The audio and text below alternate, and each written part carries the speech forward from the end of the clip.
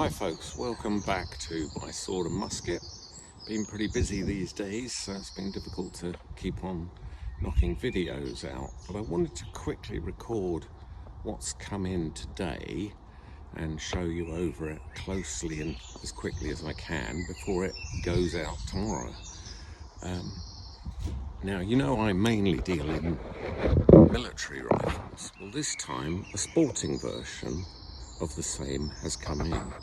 It's a Lee Speed hunting rifle in 303.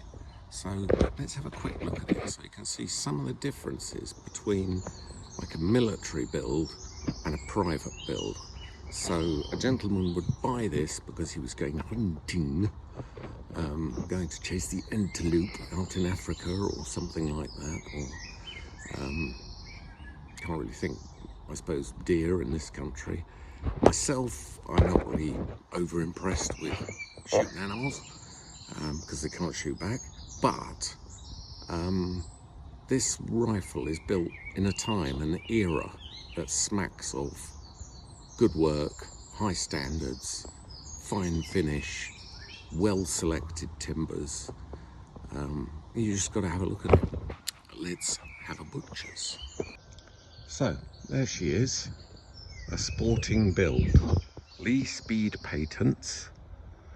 So you're half stocked for lightness with exposed barrel on a beautiful select piece of walnut timber.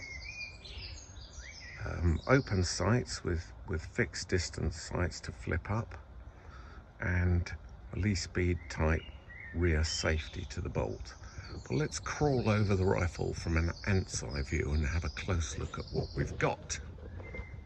So first of all, it's pretty easy to see that we have got a rather nice piece of timber,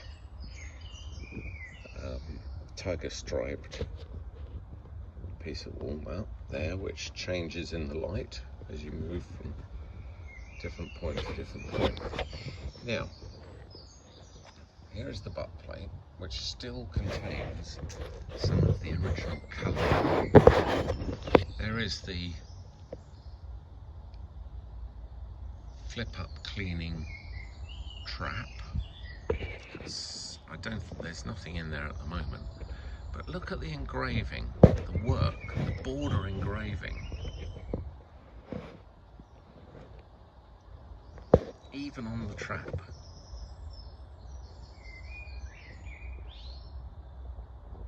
And then the screws, and surrounding the screws. And then the border engraving around the butt plate itself.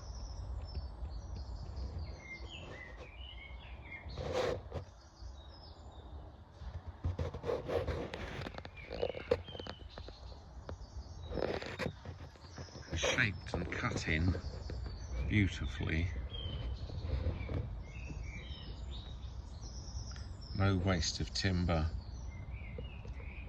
no yawning gaps.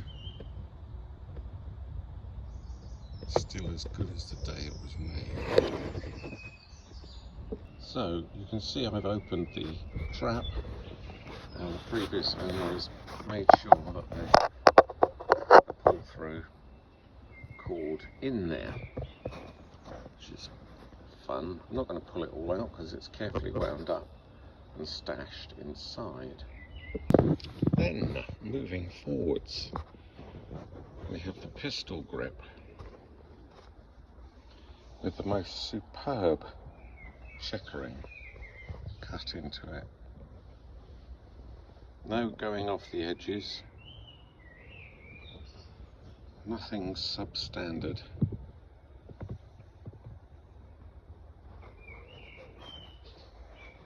The beautifully fine tip of the comb there as well.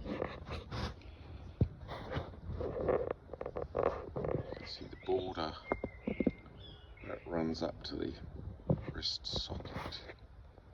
If we turn it over, running all the way up,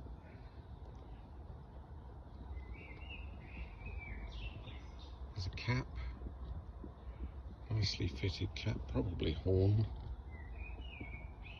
from the base of the pistol grip. And moving up, you've got the sling attachment point, and at the moment what appears to be a plain vacant escutcheon.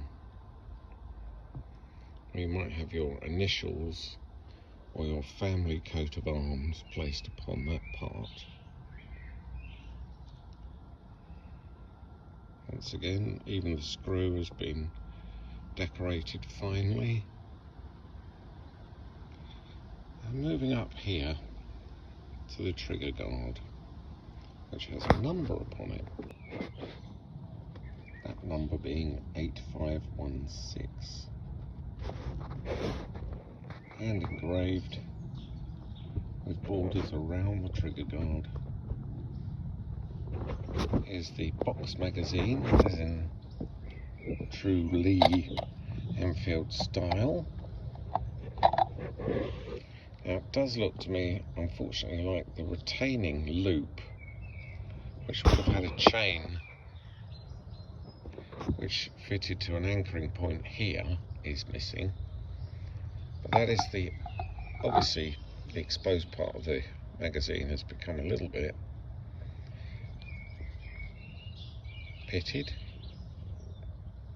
There's another, yeah, no, it's the same one. Anyway, looking at even the opening around the magazine, and look at that hand checkering again.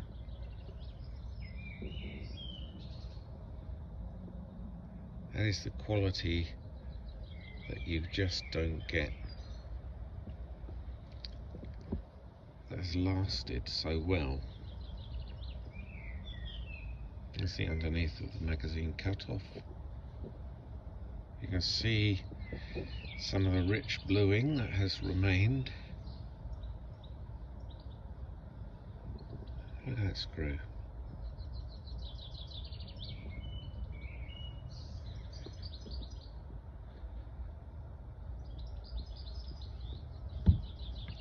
Serrated trigger. And then we have a close look at the wrist. With all of this fine engraving, fine attention to detail around.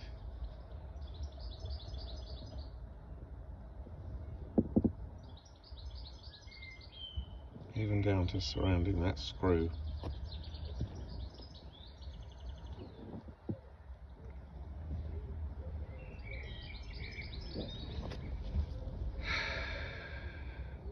And then that's the obverse to the safety, the action wall. There's the ejector screw. It'll knock the case out, it comes backwards.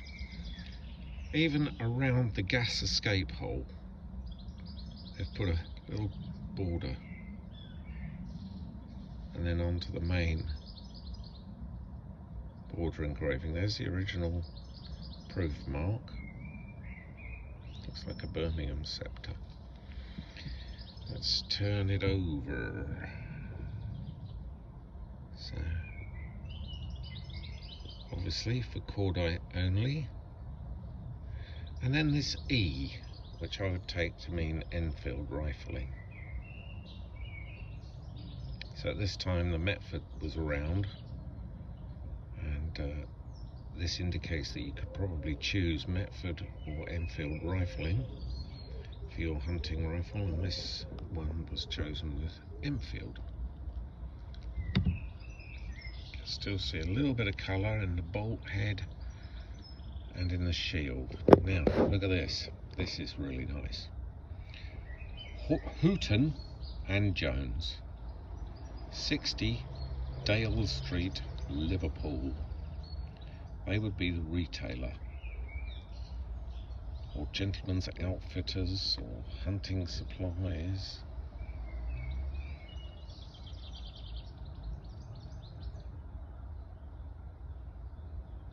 There's a magazine cut off, and we'll now turn it over and see that properly from the other side. So anyway, when you see it up close like this that you start to get a feel of what the original rifle must have looked like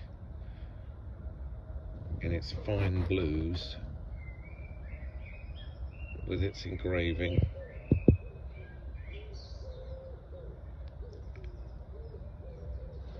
There we go, patent dates, patent number.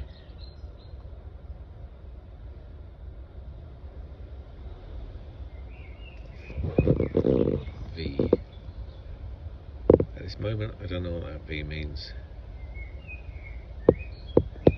Let's just pull the bolt up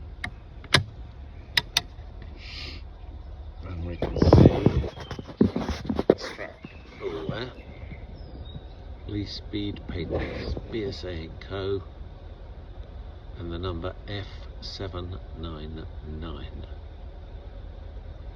All fully engraved and still surviving to this day. Latest I'd put this rifle is 1930, but not knowing the retailers' working span, I can't say for sure at this moment.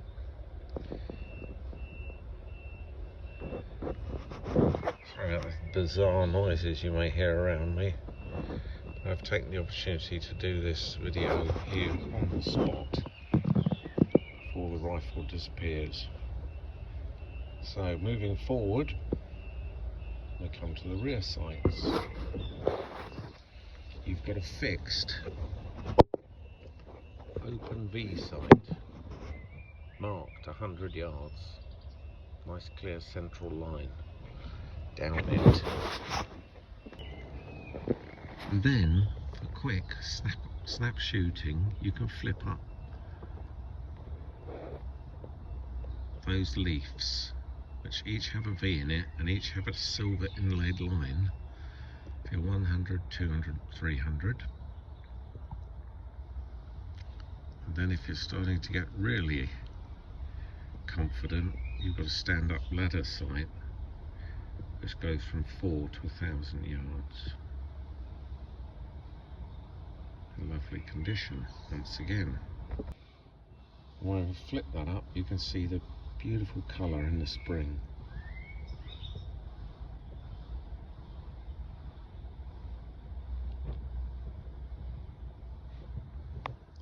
Stop screw at the top to stop things sliding off the top.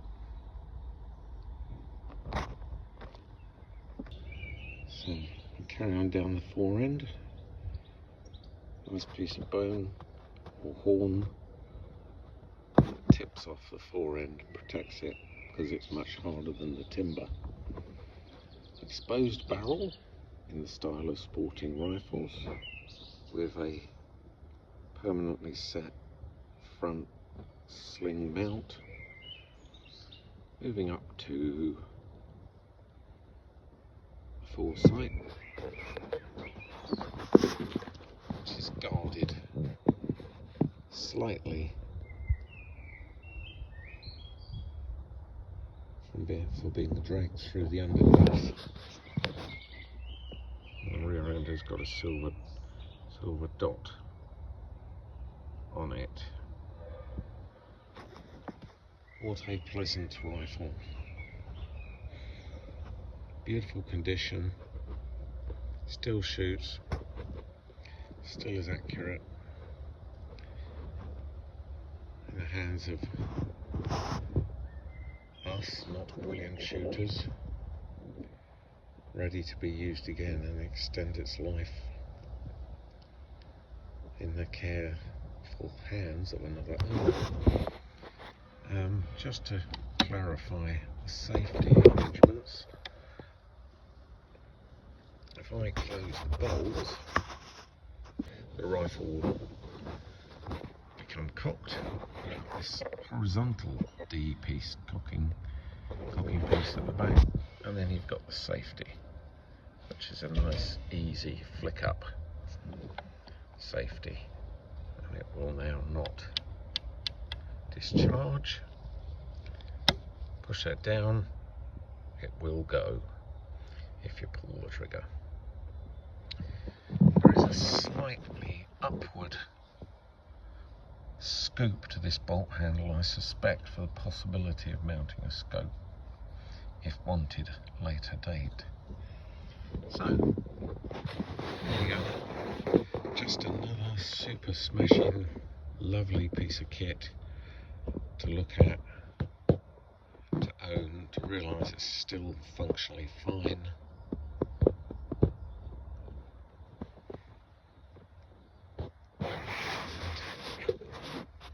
Thanks for joining me. Remember to click like or subscribe. I'm not going to change the soundtrack. The birdies have been quite helpful in the background. And I hope you enjoyed that. Look us up on the website. There are plenty more videos to look at. And as I say, click like and subscribe and you'll get to see them as they come. Thanks for joining me. See you again.